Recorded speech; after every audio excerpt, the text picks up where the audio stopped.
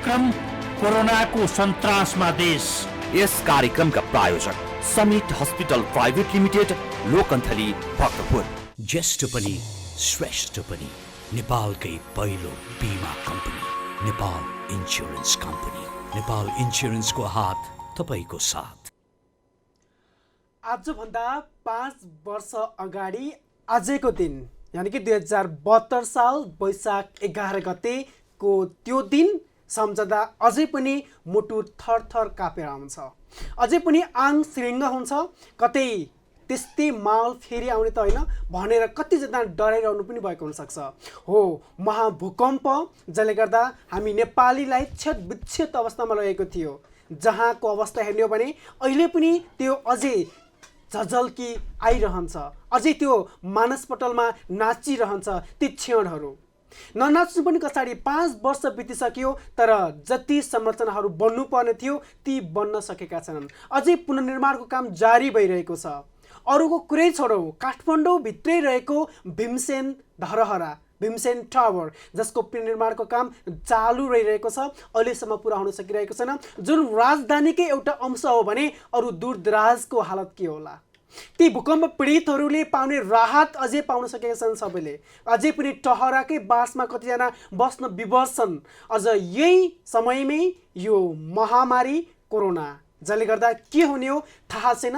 तर यो थाहा छ कि तपाईँको समस्याको समाधान खोज्नको लागि, तपाईँलाई आपद विपदको समयमा साथ दिनको लागि कृषि टेलिभिजन परिवार सदा तत्पर छ। र आज पनि तपाईँ समक्ष 2 देखि 3 को बिचमा कार्यक्रम कोरोनाको सन्तासमा लिएर म विश्वास पाण्डे र म किशोर चौधरी सरिता तपाईँ सम्पूर्ण दर्शकलाई एकैसाथ स्वागत दिन चाहन्छौँ। तपाईँका गुनासाहरू, तपाईँका समस्याहरू, तपाईँका भनाइहरू 0155 30 222 को माध्यमबाट लिन्छौँ। र तपाईँ स्काइप यदि चलाउनुहुन्छ, विदेशमा हुनुहुन्छ र नेपालमै हुनुहुन्छ र इन्टरनेटको पहुँचमा हुनुहुन्छ भने स्काइपमा कृषि टेलिभिजन KRISHI TELEVISIN को माध्यमबाट हामी सिधा लाइभमा पनि कुराकानी गर्न सक्छौँ। र तपाईँका समस्याको समाधान गर्नको लागि सम्बन्धित निकायलाई पनि आज हामी झकझगाउने प्रयास गर्छौँ र विश्वको अपडेट दिँदै आजको कार्यक्रम अगाडि बढाउँछौँ। पक्कै पनि भेषराजजीले सुरुमै 2072 वैशाख 12 गते जब 11:56 गयो, त्यस पश्चात जुन गोर्खाको बारपाकमा केन्द्रबिन्दु भएर गएको भूकम्प आज पनि झझल्को आइराखेको छ र त्यसले लाखौँ संरचनाहरू ध्वस्त बनाइदियो। छिनका छिनमै ती संरचनाहरू ध्वस्त बनाइदियो। यसै गरी 8000 भन्दा बढी मानिसको ज्यानै लियो। पक्कै पनि त्यो सम्झना आज विगत 5 वर्ष अगाडि जुन हामी फर्केर हेरिराखेका छौँ, पक्कै पनि त्यसले एउटा त्रासदीपूर्ण वातावरण अझै पनि बनाएको छ। र पक्कै पनि अहिले देशमा अहिले सङ्घीय लोकतान्त्रिक गणतन्त्र छ। यद्यपि सरकारले जुन गतिमा काम गर्नुपर्ने थियो त्यो अझै पनि गर्न सकेको छैन। सरकारले 2072 साल वैशाख 12 गते गएको विनाशकारी भूकम्पको पुनर्निर्माण एकैचोटि रानीपोखरी यसै गरी ललितपुरको बुङ्गमतीबाट सुरु गर्ने उद्घोष गरेको थियो। यद्यपि 5 वर्ष बितिसकेको छ, थुप्रै चिज संरचनाहरू अझै पनि बन्न सकेको छैन, अझै पनि पुरातात्विक ऐतिहासिक सम्पदाहरू बन्न सकेको छैन, अझै पनि निजी निवासहरू बन्न सकेको छैन, कैयन ऐतिहासिक धरोहरहरू अहिले पनि उठ्न सकेको छैन, जस कारणले पक्कै पनि हाम्रो सभ्यतामाथि अहिले आँच आइराखेको छ। र पक्कै पनि यसले पनि हामीलाई पक्कै पनि अलिकति केही पछाडि धकेलिराखेको छ। र अहिले देशमा कोरोनाको सन्तास बढेको छ र कोरोनाले फेरि पनि नेपाललाई फेरि पछाडि धकेलिन अहिले प्रयत्न गरिराखेको छ र पछाडि धकेलिराखेको हामीले आभास गरिराखेको छौँ। र पक्कै पनि यसले अबको देशमा हुने अर्थतन्त्र यसै गरी अन्य चिजहरूलाई पक्कै पनि निकै नै पछाडि धकेलिएको छ। एकातिर त्यो भूकम्पको समयमा परेको मारले दिनुपर्ने राहत त पाउन नसकेका ती नागरिक यो वर्तमान समयमा जुन कोरोनाले ल्याएको त्रास छ र यसले दिलाउनु पर्ने जुन राहतका कुराहरू छ ती प्राप्त पनि कम्प्लिटली गर्न नसकेको कुराहरू हामी पाइरहेका छौँ। तपाईँ धेरै दर्शकवृन्दले हामीलाई कल गरिरहनु भएको छ र ती कलको माध्यममा तपाईँ राख्ने प्रश्न यही मात्र हो कि हामीलाई रोगले भन्दा भोकले मार्न लागिसक्यो, यसबाट के गर्ने अथवा कोसँग गुहार्ने भन्ने कुराहरू आइरहेका छन्। र यतिसम्म जबसम्म कि सुकुम्बासी हामी आफैले पनि बुझ्न सक्छौँ जब मानिससँग केही हुँदैन एउटा कसैको शरणमा पुग्छ सरकारी भनौँ न एउटा जग्गामा गएर बस्न विवश हुन्छ अस्तव्यस्त तरिकाले त्यस्ता व्यक्तिहरूलाई त हेर्नुपर्ने हो नि तर ती व्यक्तिहरूलाई पनि कुदृष्टि लगाइएको छ र ती व्यक्तिकै भोटबाट अगाडि बढाइन्छ तर जब माथि पुग्छन् तब ती व्यक्तिहरूलाई हेर्ने नजर फरक पर्न आउँछ दोस्रो दर्जाको नागरिकको रूपमा हेरेको भन्ने गुनासोहरू हामीलाई धेरै आइसकेको छ आज ती व्यक्तिहरूको गुनासोलाई पनि सम्मति कायममा पुर्याउने प्रयास गर्नेछौँ त्यो सँगसँगै हामीले अघि पनि भन्यौँ कि विश्वमा के भइरहेको छ भन्ने कुरा तपाईँलाई थाहा नै छ यति बेला सबैतिर लकडाउनको यो भनौँ न चलन जस्तै भइसकेको अवस्था कुनै पनि देश यति बेला लकडाउन विहीन छ भने अमेरिका लगायत केही राष्ट्र होलान् होइन भने अरू सबै राष्ट्रमा यति बेला लकडाउन भएको अवस्था छ र हामी नेपालीहरू पनि 32 दिनदेखि घरमै बस्न विवश भइरहेका छौँ अत्यावश्यक वस्तु बाहेक अन्य कामको लागि बाहिर निस्किएमा पनि त्यसको एउटा कारबाहीको दायरामा परिरहेका छौँ कोही पर्दै पनि हुनुहुन्छ होला र हामी सबैले बुझ्नुपर्ने कुरा के हो भने यो समयमा अत्यावश्यक पर्ने वस्तुहरूका लागि बाहिर निस्कनको लागि रोकिएको होइन र आफूलाई केही समस्या परेको छ भने सम्मित निकायलाई राख्नको लागि पनि विभिन्न खालका टोल फ्री नम्बरहरू रहिरहेका छन् यो सन्देश पनि तपाईँलाई थाहा नै छ र आज हामी पक्कै पनि विश्वको अपडेट दिँदै अगाडि बढ्छौँ जहाँ अहिले हेर्ने हो भने धेरै मानिसहरू 27 लाखभन्दा बढी मानिसहरू सङ्क्रमित भइसकेको अवस्था छ भने करिब 1,90,000 हाराहारीमा मानिसहरूको मृत्यु भइसकेको अवस्था छ र नेपालको कन्टेक्समा कुराकानी गर्ने भने 48 जना यति बेला पोजिटिभ देखिएको छ जसमध्येमा 10 जना निको भएर घर फर्केको अवस्था छ तर मृत्युको केस भने नेपालमा देखिएको छैन पक्कै पनि भेषराजजीले भने जस्तै अहिले उपत्यका जुन काठमाडौँ उपत्यका रहेको छ यहाँ अहिले कुनै पनि कोरोना पोजिटिभ बिरामी अहिले हुनुहुन्न यो खुसीको कुरा हो जो जति हुनुहुन्थ्यो अहिले उपचार भएर सफल उपचार भएर घर फर्किसक्नु भएको छ र यो निकै नै सकारात्मक कुरा रहेको छ र पक्कै पनि आजै बसेको मन्त्री परिषदको बैठकले लकडाउन सम्बन्धी कुनै पनि निर्णय गर्न सकेको छैन र सरकारले जसरी बिस्तारै अब अवस्था हेर्दै जाने र त्यस पश्चात लकडाउन खुकुलो पार्ने भनेर जुन एउटा टिक्का टिप्पणी रहेको थियो जस्तो कि red John yellow John green John बनाएर लकडाउन खुकुलो बनाउने जसरी सरकारले उद्घोष गरेको थियो त्यतातिर अझै पनि गर्न सकेको छैन र पक्कै पनि अहिले यसले पक्कै पनि हामीलाई यहाँ जुन अहिले सरकारको एउटा नीति रहेको छ पक्कै पनि त्यसले देखाउने रहेछ र अहिले हामी विश्वको अपडेटतर्फ लाग्छौँ विश्वको अपडेट अहिले कहाँ के कति सङ्ख्यामा कोरोना सङ्क्रमण देखिएको छ मृत्यु कति भएको छ लगायतको चिजहरू हामी यहाँ देखाउन चाहन्छु अहिले सबैभन्दा बढी अमेरिकामा अहिले यहाँ कोरोना सङ्क्रमणको सङ्ख्या देखिएको छ अमेरिकामा अहिलेसम्म 8,69,172 जनामा कोरोना सङ्क्रमण देखिएको छ भने अहिलेसम्म 49,963 जनाको मृत्यु भएको छ भने यहाँ 80,934 जनाको सफल उपचार भएको छ यसै गरी स्पेनमा अहिलेसम्म 2,13,024 जनामा सङ्क्रमण देखिएको छ भने 22,157 जनाको मृत्यु भएको छ भने 89,250 जनाको सफल उपचार भएको छ भने इटलीमा 1,89,973 जनामा सङ्क्रमण देखिएको छ भने 25,549 जनाको मृत्यु भएको छ भने 57,576 जनाको सफल उपचार भएको छ यसै गरी फ्रान्समा अहिलेसम्म 1,59,467 जनामा कोरोना सङ्क्रमण देखिएको छ भने 21,889 जनाको मृत्यु भएको छ भने 42,773 जनाको सफल उपचार भएको छ यसै गरी जर्मनीमा अहिलेसम्म 1,53,129 जनामा कोरोना सङ्क्रमण देखिएको छ भने 5,575 जनाको निधन भएको छ भने 1,68,000 को सफल उपचार भएको छ यसै गरी बेलायतमा अहिलेसम्म 1,39,246 जनामा कोरोना सङ्क्रमण देखिएको छ भने अहिले 18,791 जनाको मृत्यु भएको छ भने यहाँ 712 जनाको सफल उपचार भएको छ र अहिलेसम्ममा सङ्क्रमित 27,09,483 जनामा कोरोना सङ्क्रमण देखिएको छ भने अहिलेसम्म 1,90,872 जनाको मृत्यु भएको छ भने 7,42,855 जनाको कोरोना सङ्क्रमण जुन लागेको थियो अहिले सफल उपचार भएको छ। र त्यो सँगसँगै खाडी र मलेसियामा हेर्ने हो भने 42,000 भन्दा बढी मानिस सङ्क्रमित हुँदै गर्दा 96 जना नेपाली छन् र ती 96 जना मध्ये 7 जना नेपाली निको भएर घर फर्केको अवस्था छ। यो अपडेट हामी जारी राख्दै गर्दा यति बेला 0152922 को माध्यमबाट कोही आइसक्नु भएको छ। हजुर नमस्ते। हजुर नमस्ते। हजुर नमस्कार। हजुर कहाँबाट को बोल्दै हुनुहुन्छ? म बालाजुबाट हजुर नवीन ढकाल। नवीन ढकाल भन्नुभयो? थापा हजुर। हजुर थापा। हजुर। ओके, तपाईँ बालाजु तपाईँको घर नै त्यही हो कि कता तपाईँको घर खास? मेरो घर धादिङ। धादिङ हो। हजुर आज हामी समस्या हुनुहुन्छ के भन्न खोज्दै हुनुहुन्छ? विशेष कथावस्तु के छ भने देशमा अहिले चाहिँ तपाईँको किनभने यत्रो चाहिँ विश्व नै एकदम आतंकित भएको छ। कोरोनाले सबै लकडाउनमा बसेको छ, अर्थतन्त्र सबै डामाडोल छ, जनता खाना नपाएर चाहिँ सडकमा चाहिँ भोको भोकै हिँडिरहेको भौतारिरहेको बेला छ। कतिपय चाहिँ घरमा यहाँ खाने रोजगारी छैन, खाना बस्न चाहिँ अप्ठ्यारो परेर चाहिँ उनीहरू कसरी हुन्छ हामी आफ्नो घर जान्छु भनेर चाहिँ भौतारिरहेको बेलामा अहिले चाहिँ बल्ल हिजो अस्ति गर्दा अलिअलि जान थालेका छन्। यी जनतालाई तपाईँको कुनै चाहिँ तपाईँको व्यक्तिले सामाजिक संस्थाहरूले तपाईँ कुनै चाहिँ आफ्नो चाहिँ स्वस्थ चाहिँ भएर हामी दाताहरूले दिएको चाहिँ रातहरू चाहिँ बाँड्दाखेरि राज्यले हडपेर तपाईँको राज्यलाई चाहिँ दिन बुझाउन पर्ने कि त्यो गरिब निमुख जनतालाई त्यो रात दिनुपर्ने? त्यो गरिब जनता चाहिँ तपाईँको सबभन्दा ठुलो राज्यको हो कि राज्य नै तपाईँको गरिब चाहिँ एकदम खान पाए भूमरी राज्य हो? एकदम नवीनजी तपाईँ धादिङको हजुर हजुर तपाईँ धादिङको हुनुहुन्छ, तपाईँ यहाँ बस्दै गर्दा तपाईँ परिवारसँग हुनुहुन्छ अथवा एक्लै हुनुहुन्छ?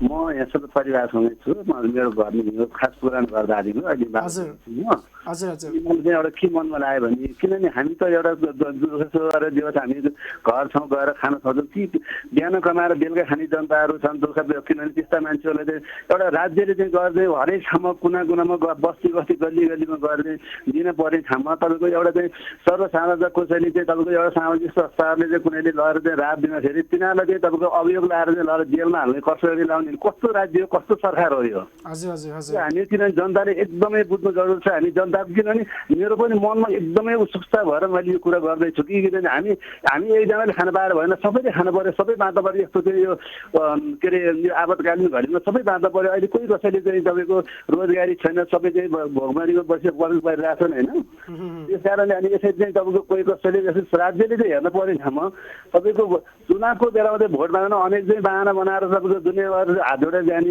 अहिले जनताहरूले चाहिँ यसो भोकमरी आएर यस्तो चाहिँ अब भएको बेला चाहिँ राज्य जानु सक्दैन। कहाँ छ तपाईँको प्रतिनिधिहरू कहाँ गएका छन्, नेताहरू कहाँ गएका छन्? भोलि त यी प्रतिनिधि नेताहरू जनता भएर कसै चाहिँ भिड मागेर जान्छन्?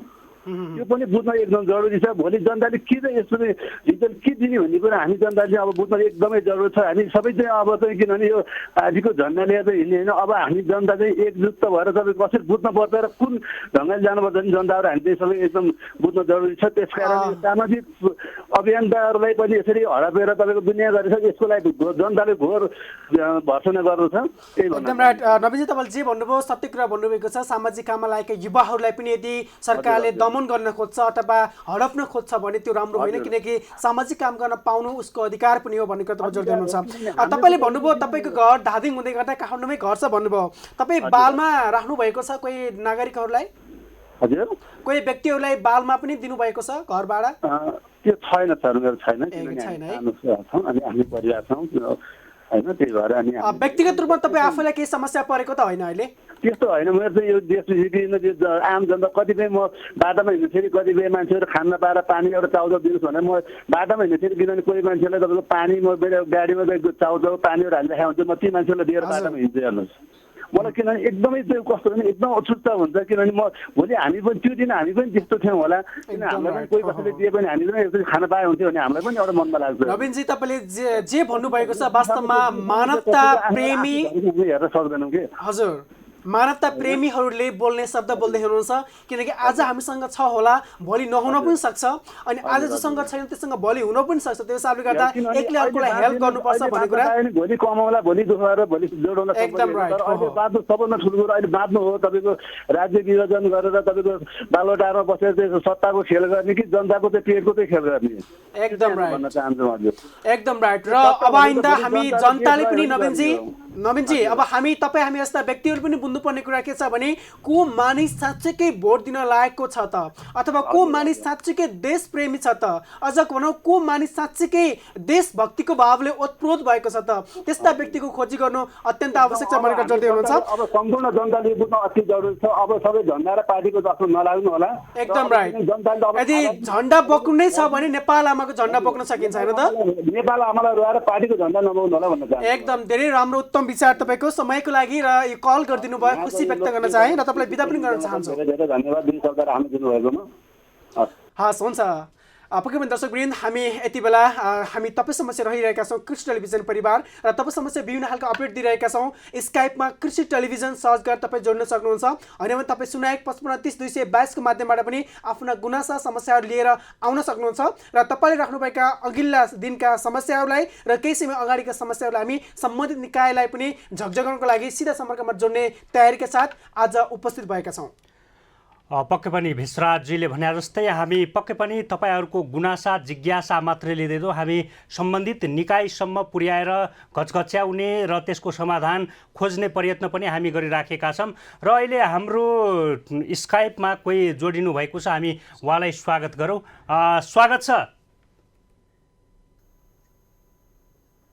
हेलो हेलो, स्वागत छ रोशनजी। हजुर नमस्कार, धन्यवाद हजुर। अनि के छ अहिले तपाईँ अहिले काठमाडौँमै हुनुहुन्छ, उपत्यकामै हुनुहुन्छ, तपाईँ एकजना पत्रकार पनि हुनुहुन्छ, देशको विभिन्न ठाउँमा पनि पुग्नुभयो, उपत्यकाको विभिन्न ठाउँमा पनि पुग्नुभयो होला। अहिले ठ्याक्कै अहिले उपत्यकाको वस्तुस्थिति के छ? तपाईँ चारैतिर घुमेर रिपोर्टिङ गरिराख्नु भएको छ, वस्तुस्थिति बुझिराख्नु भएको छ, के छ रोशनजी अहिले देशको अवस्था के छ? यतिखेर अब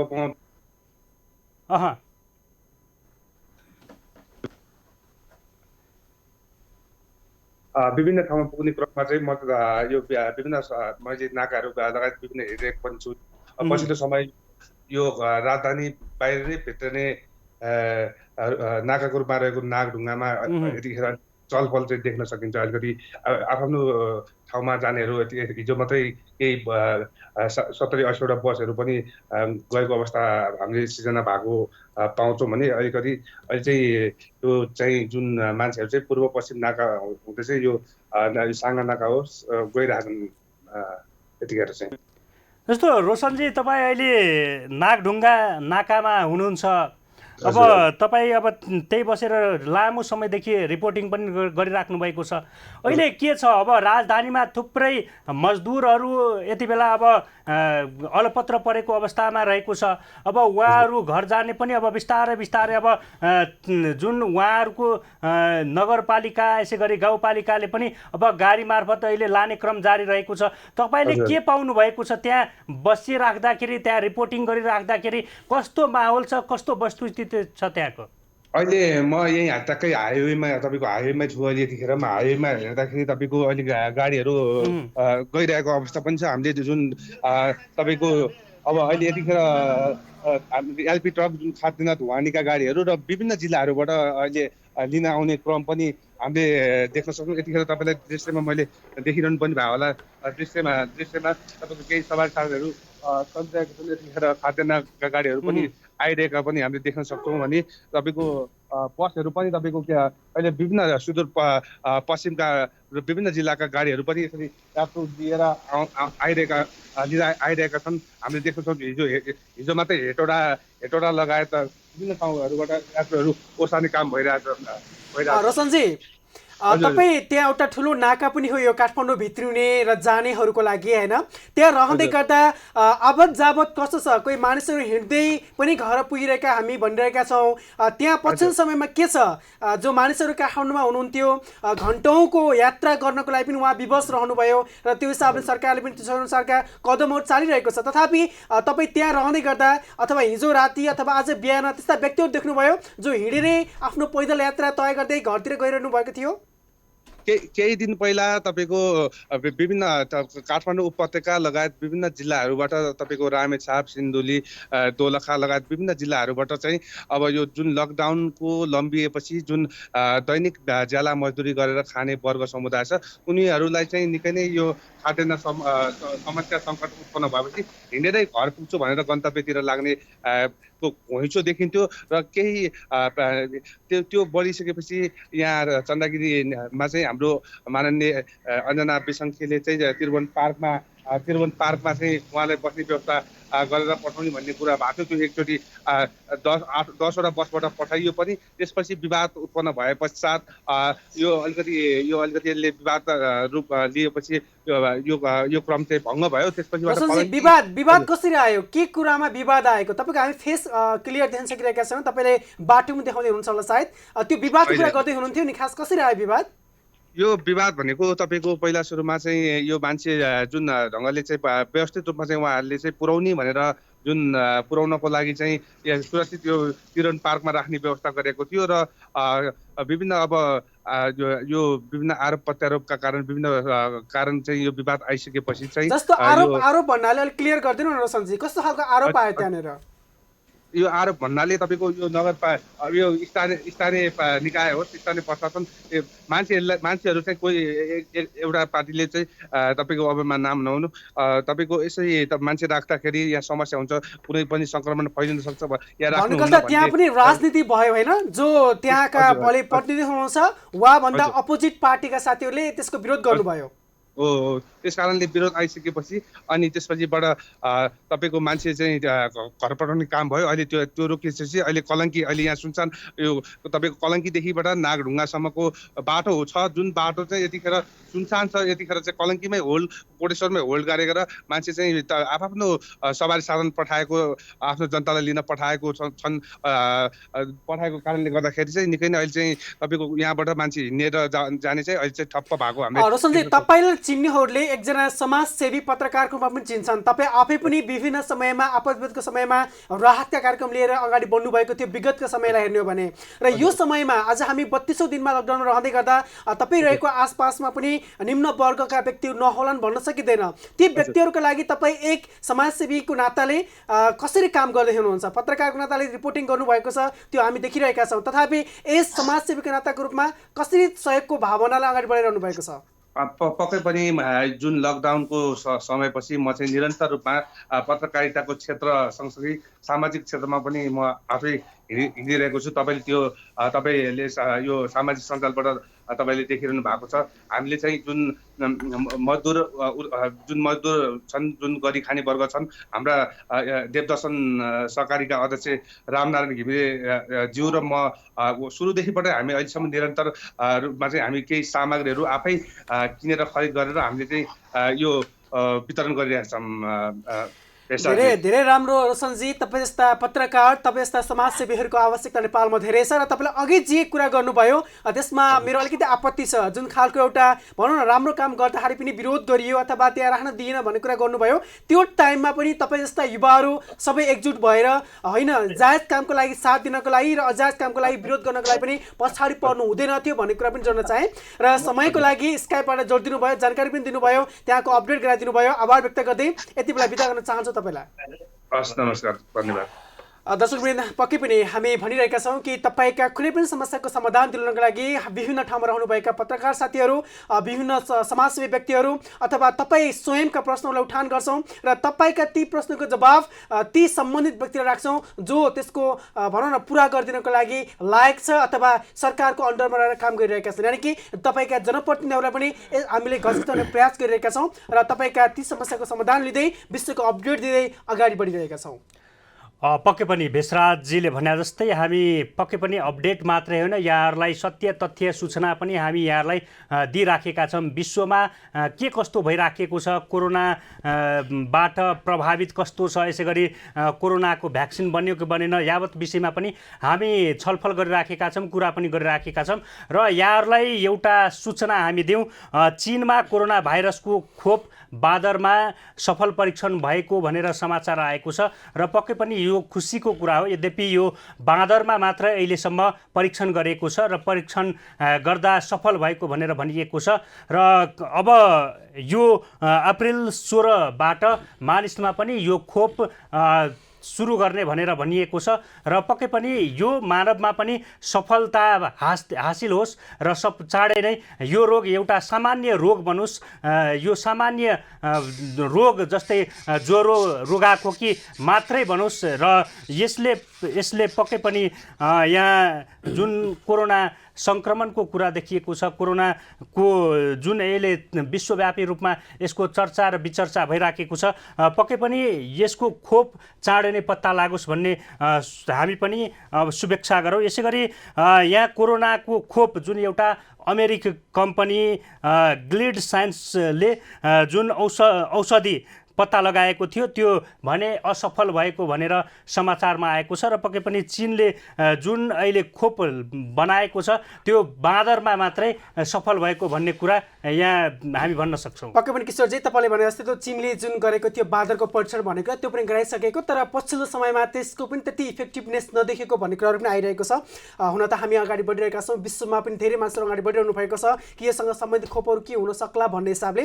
तथापि हामी आशा गरौँ छिटोभन्दा छिटो सँग सम्बन्धित भ्याक्सिन आओस् ताकि यो जुन एउटा सङ्क्रमण बढिरहेको छ यो घट्दै जाओस्, हामी त्यो कामना गर्न चाहन्छौँ।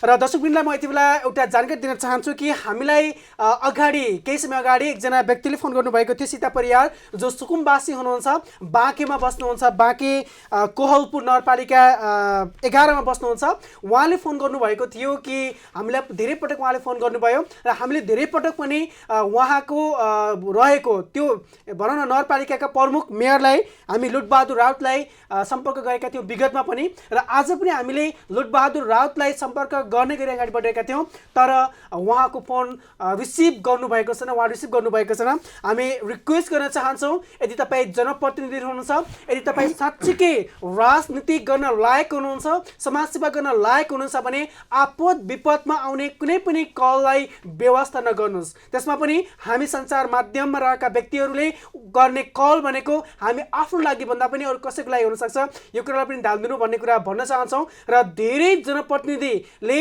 पछिल्लो समयमा राम्रा काम पनि गर्नुभएको छ, सबैलाई हामी एउटै खाडलमा हाल्न खोजेका होइन, तथापि केही त्यस्ता व्यक्तिहरू पनि देखिए जो व्यक्तिले वर्गीयता हेर्न थाले, जो व्यक्तिले धर्म हेर्न थाले, जो व्यक्तिले आफ्नो पार्टी हेर्न थाले, अर्काको पार्टी हेर्न थाले, र ती व्यक्तिले गरेको विभेदका कारणले गर्दा सबै पोलिटिक्स गर्नेलाई एकै नजरमा हेरिन खोजेको मात्र हो। तर हामी अनुरोध गर्न चाहन्छौँ कि आपद विपदको समयमा हामीले हेर्नै नहुने चिज भनेको यिनै हुन्। न त हामीले यहाँनिर पार्टी हेर्नुपर्छ, न त हामीले धर्म जात हेर्नुपर्छ, न त भूगोल हेर्नुपर्छ। एक मानव अर्को मानव, चाहे त्यो गोलार्धको एकापट्टिको होस् र अर्कोपट्टिको नै किन नहोस्, त्यति बेला पनि हामी सहयोग गर्न तयार हुनुपर्छ भन्दै अगाडि बढ्ने क्रममा हामीले एनिमल यानि कि सोसियल एनिमलको रूपमा रहेका मानवलाई मात्र नभएर अरू प्राणीहरूलाई पनि हेर्नुपर्ने समय आएको छ, किनकि सहरमा रहेका ती धेरै चौपायाहरू जो बाटोमा छोडेका थिए, ती धेरै कुकुर बिरालाहरू जो बाटोमा यत्तिकै चढेका थिए, ती मानिसको आवाज जब नहुँदा र मानिसले खानेकुरा दिन नसक्दा भोकै रहेका पनि उदाहरणहरू छन्। तथापि हाम्रा धेरै समाजसेवी साथीहरू यतातर्फ लागिरहनु भएको छ र आफूले सक्दो ती प्राणीहरू लागि सहयोग गरिरहनु भएको छ भने हामी मानवले मानवलाई सहयोग किन नगर्ने? एक हिसाबले हामीले बुझ्नुपर्ने कुरा यो पनि हो र अनुरोध गर्न चाहन्छौँ कि कुनै पनि हिसाबमा कुनै पनि व्यक्तिलाई हेय दृष्टि राख्ने काम नगरौँ, हेप्ने काम नगरौँ, किनकि एकले अर्कोलाई भातृत्वको भावना बढाउने प्रयास गरौँ र कोरोनाबाट बचाउनको लागि तत्पर हौँ। पक्कै पनि भेषराजजीले अघि लुटबहादुर राउतको कुरा उठाउनु भएको थियो। उहाँ कोहलपुर नगरपालिकाको मेयर पनि हुनुहुन्छ र हामी केही दिन अगाडि मात्रै लुटबहादुर राउतसँग हामी कुराकानी गरेका थियौँ। जुन कोहलपुर नगरपालिका वडा नम्बर 11 मा त्यहाँ सुकुम्बासी बस्ती रहेको छ, झन्डै 600 देखि 700 हाराहारीमा त्यहाँ सुकुम्बासी बस्ती रहेको छ र त्यहाँ 6 पटकसम्म त्यहाँ फर्म भराएको, तर खाद्यान्नको एक गेडा पनि अन्न अहिलेसम्म नदिएको भन्ने गुनासो आए पश्चात हामी उहाँसँग कुराकानी गरेका थियौँ र पक्कै पनि कुराकानी सकारात्मक थियो। त्यति बेला लुटबहादुरजीले पनि हामीलाई आश्वासन दिनुभएको थियो कि हामी पक्कै पनि उहाँहरूलाई खाद्यान्न पुर्याउँछौँ र जो छुट्नु भएको छ उहाँहरूलाई हामी पक्कै पनि खाद्यान्न पुर्याउँछौँ भन्ने हामीलाई आश्वासन दिनुभएको थियो। तर आज फेरि त्यही पीडित सीता परियारले हामीलाई पुनः फोन गर्नुभएको थियो र अहिलेसम्म पनि यहाँ हाम्रो बस्तीमा खाद्यान्न आइ नसकेको अवस्था भनेर उहाँले फोन गर्नुभएको थियो र हामीले लुटबहादुर राउतलाई हामी पुनः टेलिफोन सम्पर्क गर्ने प्रयास गऱ्यौँ। यद्यपि उहाँको टेलिफोन लाग्न सकेन। यदि लागेको भए सायद हामी पक्कै पनि उहाँलाई यो जानकारी गराउने थियौँ र घचघच्याउने पनि थियौँ। तर उहाँको जुन मोबाइल स्विच अफ भएको छ, लागेको छैन, पक्कै पनि एउटा जिम्मेवार व्यक्ति जो अहिले गैर जिम्मेवार बन्न खोजेको छ र जुन अहिले पीडित हुनुहुन्छ, पीडितको घाउमा अझै यति बेला मलमपट्टि गर्नुपर्ने बेलामा अहिले उहाँ गैर जिम्मेवार बनेर जुन देखिराख्नु भएको छ, पक्कै पनि यो जायज कुरा होइन। र यति बेला हामीले अनुरोध पनि गर्न चाहे एमसिआरमा किशोर जी र म यहाँ हुँदै गर्दा एमसिआरमा सुरेशजी हुनुहुन्छ, सहयोग गरिरहनु भएको छ र त्यो वडा नम्बर 11 यानि कि कोहलपुर नगरपालिकाको वडा नम्बर 11 को वडा अध्यक्षलाई पनि सम्पर्कमा जोड्न प्रयास गर्नुहोला। यदि मेयरको फोन उठेन भने उपमेयरलाई पनि सम्पर्कमा जोडाउने प्रयास गर्नुहोला ताकि ती सबै सम्बन्धित व्यक्ति हुन् जसले त्यो नगरवासीका समस्यालाई उठान गर्नुपर्ने हुन्छ। हामी यो अनुरोध गर्न चाहे सुरेशजीको लागि कोहलपुर नगरपालिका 11 को वडा अध्यक्ष अथवा त्यहाँको उपप्रमुख अथवा जोसुकै सम्बन्धित व्यक्तिलाई पनि कन्ट्याक्ट गर्न सकियो भने पक्कै पनि सीताजीले हामीलाई हेरिरहनु भएको हुनसक्छ। सीताजी त एउटा प्रतिनिधि पात्र हो, त्यहाँ अरू पनि त्यस्ता व्यक्ति हुनसक्छ जो यस्तै राहतको आशमा बसिरहनु भएको छ भने उहाँहरूलाई पनि सम्मत निकायले जानकारी दिँदाखेरि एउटा अथेन्टिकेसन पनि हुनसक्छ अथवा औपचारिक एउटा धारणा पनि राख्न सकिने र बुझ्न सकिने हुनसक्छ। यो अनुरोध गर्न चाहे र तपाईँ सम्पूर्ण दर्शकवृन्द यति बेला हामीलाई हेरिरहनु भएको छ भने तपाईँलाई परेका कुनै पनि समस्याको समाधानको लागि हामी आफै समाधान गर्न नसकौला, तर सम्बन्धित निकायमा पुर्याउने र सम्बन्धित निकायलाई झकझकाउने प्रयास चाहिँ जारी राख्छौँ। त्यसैले गर्दा 015530 222 तपाईँको लागि खुला छ।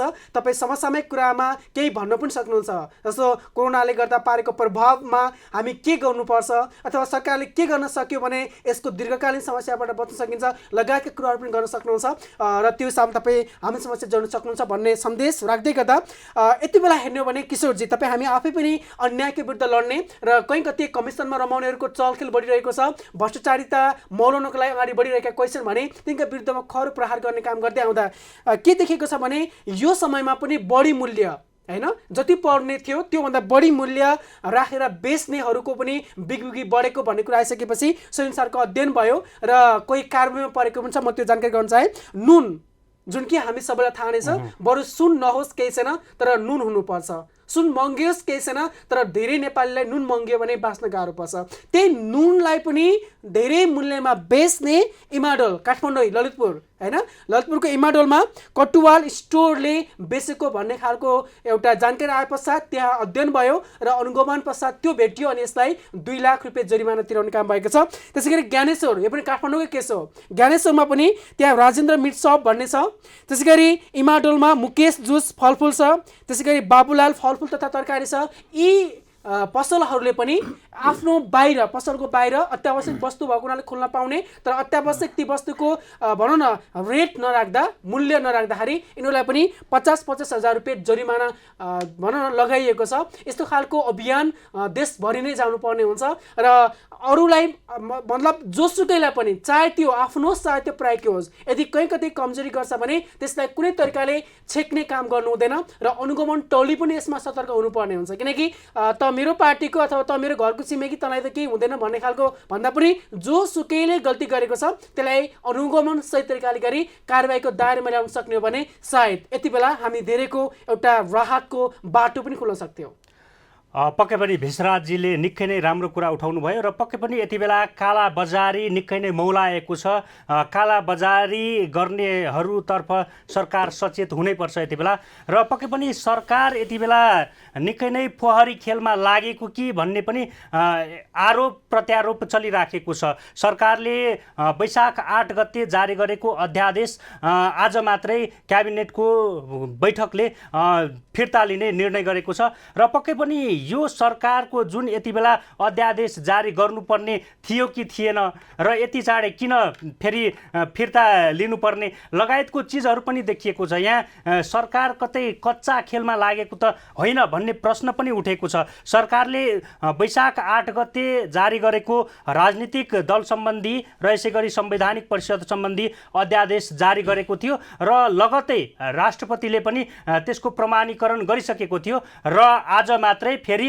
4 दिन पछाडि मात्रै फेरि त्यो अध्यादेश फिर्ता लिने निर्णय गरेको छ र पक्कै पनि यही समयमा सरकारकै पहलमा जुन समाजवादी पार्टीका एकजना सांसदलाई अपहरणको शैलीमा ल्याएर काठमाडौँ ल्याएर समाजवादी पार्टीलाई फोड्ने प्रयास गरेको भन्ने पनि यहाँ टिक्का टिप्पणी र आरोप प्रत्यारोप चलिराखेको छ, जसमा नेकपाका सांसदद्वय किसान श्रेष्ठ, यसै गरी महेश बस्नेत र यसै गरी पूर्व प्रहरी महानिरीक्षक सर्वेन्द्र खनाल ती सांसदलाई अपहरणको शैलीमा काठमाडौँ ल्याएको भन्ने पनि थियो र पक्कै पनि यतातिर सरकार जुन कोरोनाप्रति जुन चासो र चिन्ता देखाउनु पर्ने थियो त्यतातिर नदेखाइकन यसरी फोहरी राजनीतिक खेलतर्फ सरकार लागेको देखिन्छ। पक्कै पनि किशोरजी, सायद त्यही भएर एउटा उखान मलाई याद आयो कि काम कुरो एकातिर कुम्लो बोकी ठिमीतिर भने जस्तो जुन वर्तमान समस्या छ, तत्कालको समस्या छ, त्यो समस्याको समाधान खोज्नको लागि, सहकार्य गर्नको लागि सबैलाई जुटाउनुको सट्टा फुटाउन खोज्ने, त्यसमा पनि जुन कामलाई पहिलो प्राथमिकता दिनुपर्ने हो त्यो कामलाई थाती राखेर अनावश्यक कुराहरूलाई चासो दिनु सरकारको यो एउटा नालायकपन हो जस्तो मलाई लाग्छ र यो बच्चापन हो जस्तो मलाई लाग्छ र त्यति साह्रो गैर जिम्मेवार बनेर आफ्नो ओहदाबाट किन गिर्नु पर्थ्यो जस्तो पनि मलाई लाग्छ। दया पनि लाग्छ, आक्रोशका शब्दहरू पनि आउँछन्, तर अनुरोध गर्न चाहन्छु कि यस्तो खालको काम गर्दा तपाईँले धेरै होस पुर्याउनु पर्ने हुन्छ। यदि होस गुमाइयो भने त्यो एकपटक गिरेको नजर फेरि माथि उचाल्न गाह्रो पर्छ। हुन त हामी नेपाली जनता नै त्यस्तै छौँ, जतिसुकै गल्ती गरे पनि ती व्यक्तिलाई नै भोट दिन्छौँ। हजुरबुवाको पालादेखि अहिलेसम्म हामी त्यही मानिसलाई भोट दिँदै आइरहेका छौँ, त्यही पार्टीका मानिसलाई भोट दिँदै आएका छौँ भने पछाडि तपाईँ हामी पनि सजग हुनुपर्ने समय आएको छ भनिरहेका छौँ। किनकि जे कुरालाई फर्स्ट प्रायोरिटी राख्नुपर्ने हो त्यही अनुसार काम गर्न सक्ने हो भने राजनीति वास्तवमा एउटा सच्चा गेम हुन सक्थ्यो, तर यहाँनिर डटी गेमको रूपमा लिनुको पछाडिको मेन कारण पनि यही हो। किनकि आफ्नो व्यक्तिगत स्वार्थको लागि, आफ्नो कुर्सी बचाउनको लागि, आफ्नो दल बलियो हुनको लागि र सधैँ सत्तामा टिक्नको लागि यस्ता खालका गेम खेलिँदा रहेछन् भन्ने कुरा प्रश्न भइसकेको छ। तथापि सबैतिरबाट आएको दबाब, तपाईँ हामीले उठाएको दबाब र सबैतिरको चौतर्फी दबावको कारणले गर्दा आज मन्त्रीमण्डलको बैठक पश्चात त्यसलाई फिर्ता लिने काम भएको छ। त्यो सँगसँगै हामी सबैले बुझेकै कुरा कि नेपालमा पनि 15 गतेसम्म यो लकडाउन हुँदै गर्दा आजको मन्त्री परिषदले त्यो लकडाउन बारे केही बोल्ला अथवा केही खुलाउने अथवा बन्द गर्ने भन्ने निर्णय गर्ला कि भन्ने धेरैको आशा थियो, तर के भनियो भने अर्को बैठकमा यो बारे बोलिन्छ भन्ने कुराहरू आएको छ। तथापि हामी के कुरामा ढुक्क हौँ भने जबसम्म सङ्क्रमण दर रहिरहन्छ तबसम्म लकडाउन खुलाउने नै हो भने पनि सतर्क हुनुपर्ने हुन्छ। एउटा सर्टेन निश्चित एरिया खुलाएर काम चलाउन सक्ने कुरा छुट्टी हो, तर सबै खुलाउनु भनेको यो देशको लागि दीर्घकालीन रूपमा एउटा गम्भीर समस्याको रूपमा रहन सक्छ। र पक्कै पनि यति बेला देश कोरोनाको सङ्क्रमणमा रहेको छ र देशमा यति बेला कोरोनाको त्रास पनि निकै नै बढेको छ र यो त्रासदीपूर्ण वातावरणमा हामी रिपोर्टिङ गरिराखेका छौँ। हामी सञ्चारकर्मी अझ उच्च जोखिममा रहेको छौँ भन्ने कुरा पक्कै पनि पुष्टि भइसकेको छ। योभन्दा अगाडि पनि थुप्रै देशहरूमा सञ्चारकर्मीहरूमा कोरोना सङ्क्रमण नदेखिएको होइन, पक्कै पनि देखिएको भन्ने कुरा भारतमा मात्रै थुप्रै सञ्चारकर्मीमा कोरोना पोजिटिभ देखिएको छ र नेपालमा पनि कोरोना पोजिटिभ परीक्षणको लागि यहाँ नेपाल पत्रकार महासङ्घले सरकारसँग माग गरेको छ र नेपाल पत्रकार महासङ्घले ऱ्यापिड किट मार्फत नेपालमा भएका सञ्चारकर्मीहरूको पनि कोरोना पोजिटिभ परीक्षण गर्नुपर्छ, ऱ्यापिड किट मार्फत गर्ने व्यवस्था मिलाउनुपर्छ भनेर सरकारसँग माग गरेको छ र पक्कै पनि यो माग पक्कै पनि जायज हो। किनभने एउटा सञ्चारकर्मी एउटा कोठामा लुकेर बस्ने मात्रै होइन, ऊ थुप्रै ठाउँहरूमा जानुपर्ने हुन्छ, थुप्रै ठाउँमा गएर समाचार सङ्कलन गर्नुपर्ने हुन्छ। यसर्थ पनि सञ्चारकर्मीको जुन कर्म रहेको छ निकै नै जोखिम रहेको छ।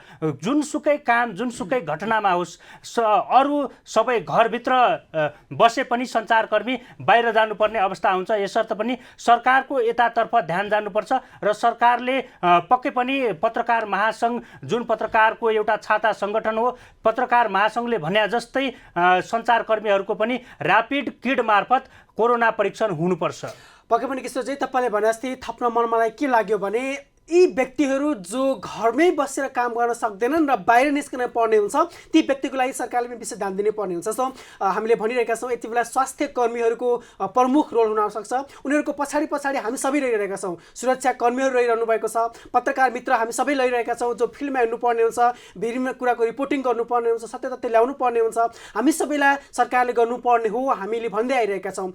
र एउटा कुरा काठमाडौँ महानगरपालिकाले, ललितपुर महानगरपालिकाले राम्रो कुरा के गरेको छ भने फोहोर मैला व्यवस्थापक जो हाम्रो घरमा भएको फोहोर उठाउन आउनुहुन्छ उहाँहरूको लागि पनि पिपिई दिएको र त्यो अनुसारको सुरक्षा कभर्सले उहाँहरूले काम गर्न लगाएको छ। एउटा उदाहरणीय काम हो यो। तर यही अनुसार जो पत्रकारहरू स्टुडियोमा भन्दा पनि बाहिर फिल्डमा हिँड्नुपर्ने हुन्छ, रिपोर्टिङ गर्नुपर्ने हुन्छ, विभिन्न कुना काप्चा पुग्नुपर्ने हुन्छ, गाउँ गाउँ जानुपर्ने हुन्छ, ती व्यक्तिहरूलाई पनि सोही अनुसारको स्वास्थ्य सामग्री उपलब्ध गराउन सक्ने हो र समय समयमा ऱ्यापिड टेस्ट भए पनि गराउन सक्ने हो भने सुरक्षित छौँ भन्ने खालको एउटा महसुस हुन सक्थ्यो। किनभने धेरै सञ्चारकर्मीहरू बाहिर हिँड्नुपर्ने बाध्यता छ। सायद त्यही भएर पनि रेडियो कर्मीहरू वास्तवमा उनीहरूको कुरा गर्ने हो भने यति बेला एकान्तवासबाटै सञ्चालन गरिरहनु भएको छ। भन्नुको अर्थ स्टुडियोमा नगइकन घरमै बसेर पनि सञ्चालन गरिरहनु भएको छ। तथापि ती व्यक्तिहरू रेडियो कर्मीहरूमा पनि कोही फिल्डमा जानुपर्ने, रिपोर्टिङ गर्नुपर्ने हुन्छ, उहाँहरूलाई पनि मध्यनजर गर्नुपर्ने। त्यसमा टेलिभिजन जर्नलिस्टहरूको कुरा गर्ने हो भने स्टुडियोमा आउनै पर्ने, त्यो हिसाबले आएर मात्र पनि नहुने, बाहिर गएर भिजुअल पनि ल्याउनु पर्ने। त्यो हिसाबले गर्दा अझ बढी बाहिर एक्सपोज हुने भएको हुनाले गर्दा पत्रकारहरूलाई पनि यसरी सरकारले अलिकति एउटा दायरामा राख्न सक्थ्यो भने, स्वास्थ्य सामग्री उपलब्ध गराउन सक्थ्यो भने सायद सुरक्षित महसुस भएर ढुक्क साथ अझ काम गर्न सक्ने र सही सत्य तथ्य कुरा बाहिर ल्याउन सक्ने माहौल हुन्थ्यो। हामी अपेक्षा गरौँ, कामना गरौँ र अनुरोध पनि गरौँ कि सम्बन्धित सबै पत्रकारलाई भन्न खोजेको होइन, सम्बन्धित पत्रकार जो फिल्डमा हिँड्नै पर्छ उनीहरू नहिँडेसम्म न्युज नै बन्दैन भने ती व्यक्तिको लागि मिनिमम ल्याउन सक्नै पर्छ र ल्याउनै पर्छ। हामी त्यो अनुरोध गर्न चाहौँ।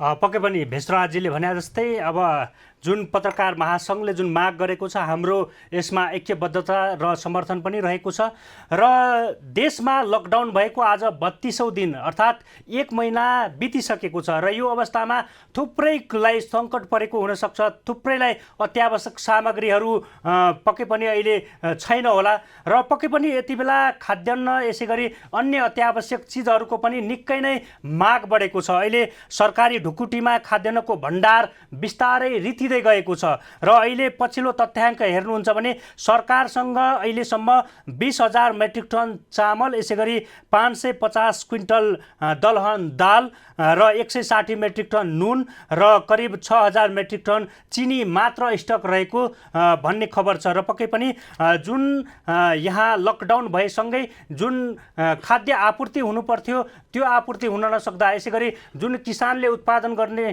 गरेका अन्न, यसै गरी अन्य चिजहरू अहिले बजारीकरण हुन नसक्दा पक्कै पनि अहिले सङ्कटको अवस्था आइलाग्छ कि भन्ने एउटा चिन्ता र चासो पनि बढेको छ र अहिले करिब 5,000 मेट्रिक टन पछिल्लो यो 1 महिनाको अवधिमा सकेको भनेर पनि यहाँ भनिएको छ र हाल खाद्यसँग करिब 20,000 मेट्रिक टन चामल मात्रै स्टक रहेको छ र अबको 4 देखि 5 महिनासम्म मात्र धान्न पुग्ने भनेर भनिएको छ।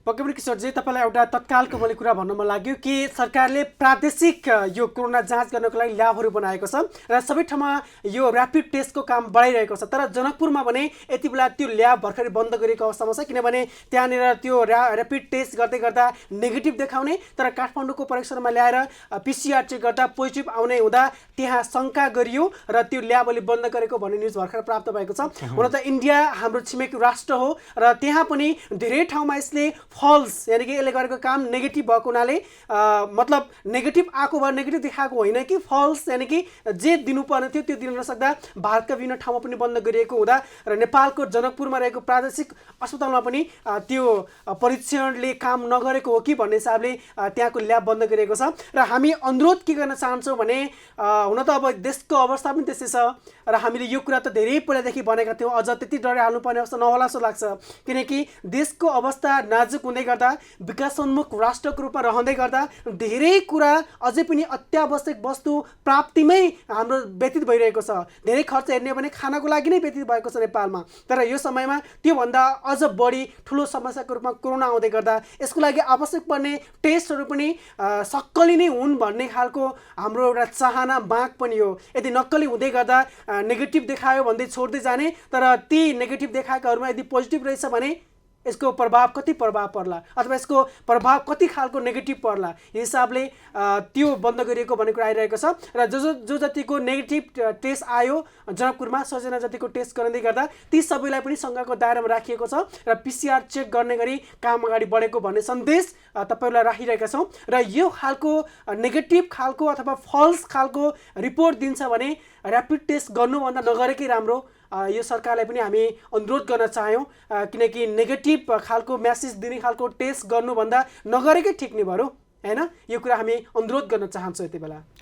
पक्कै पनि भेषराजजीले निकै नै राम्रो कुरा उठाउनु भयो र पक्कै पनि यहाँ जुन अहिले ऱ्यापिड किट यसै गरी PCR माथि जुन प्रश्न चिन्ह खडा भएको छ यतातिर सम्बन्धित निकायको पनि ध्यान जानुपर्छ। PCR ले देखाएको ऱ्यापिड किटमा नदेखाउने, ऱ्यापिड किटमा देखाउने, PCR मा नदेखाउने जुन एउटा समस्या रहेको छ पक्कै पनि यो विश्वव्यापी नै देखिएको छ। यद्यपि नेपालमा पनि यो देखिएको छ। सम्बन्धित निकायले यता चासो र चिन्ता राख्नै पर्छ। र भूकम्प गएको आज 5 वर्ष बितेको छ। जुन 2072 साल वैशाख 12 गते गोर्खाको बारपाक केन्द्रबिन्दु बनेर भूकम्प गएको थियो।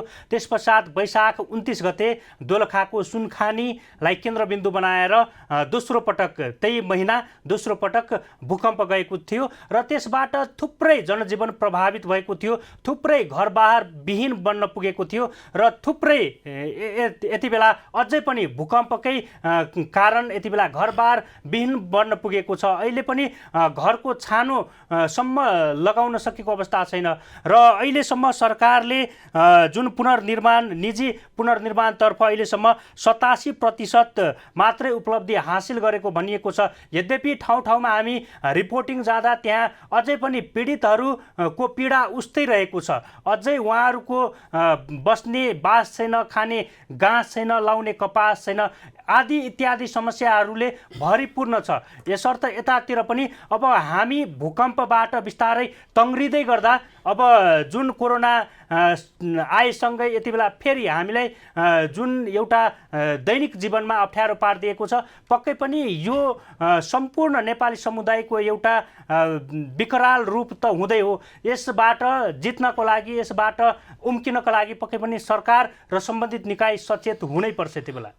र एउटा कुरा अन्तिममा भन्न मन लागेको छ पनि भोलिबाट मुस्लिम धर्मावलम्बीहरूको रमजान सुरु हुँदैछ। साँच्चीकै धर्ममा विश्वास गर्नेहरूको लागि विशेष चाड हो। त्यस कारणले गर्दा मस्जिदमै गएर पढ्ने भन्ने कुराहरू पनि आउँछ। तथापि भर्खर मात्र असीम मिया अन्सारी जुन मुस्लिम आयोगका अध्यक्ष हुनुहुन्छ उहाँले एउटा विज्ञप्ति निकालेर भन्नुभएको छ कि यो रमजानको समयमा मुस्लिम दाजुभाइहरू मस्जिदमा जानेछन् र घरमै बसेर पढ्नेछन् भन्ने खालको म्यासेज दिएका छन्।